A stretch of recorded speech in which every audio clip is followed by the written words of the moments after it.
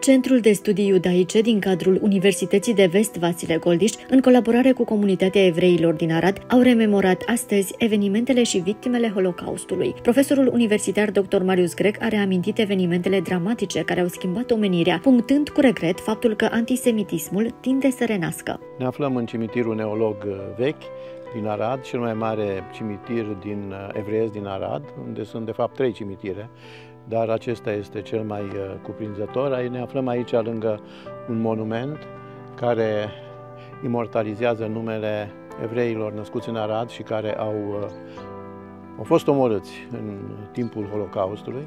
Noi ne aflăm în acest moment aici pentru a aduce un omagiu celor care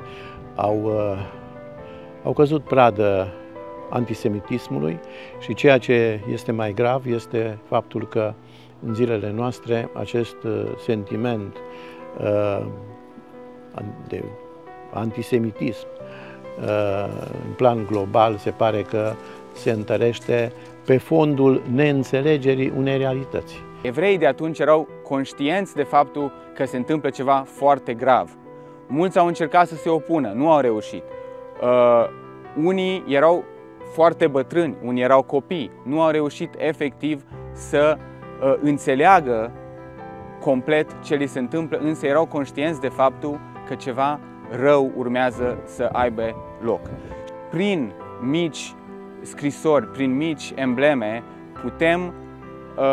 putem să înțelegem mult mai bine trauma prin care au trecut foarte multe din cei care au ajuns să fie victimele Holocaustului, dar și cei care au supraviețuit. Reprezentantul comunității evreiești din Arad, Ionel Schlesinger, a vorbit despre vitregiile vremurilor Holocaustului. Și-a chemat pe conducătorii obștii evreiești cu indicația de a prezenta în 24 de ore o listă cu numele și adresa evreilor din oraș.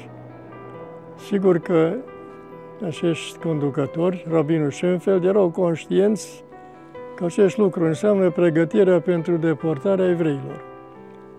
Norocul a fost că au cerut insistent o mică amânare cu prezentarea listei, având în vedere că chiar era începutul sărbătorilor de toamnă evreiești, Rosh Hashanah. Cu mare greutate li s-a acordat această permisiune și norocul a făcut că în noaptea din 21 spre 22 să intre armata roșie în Arad. Cu aceasta s-a terminat pericolul pentru evrei din Arad. Dar în aceste câteva zile au avut loc câteva incidente în care au fost împușcați evrei, pur și simplu.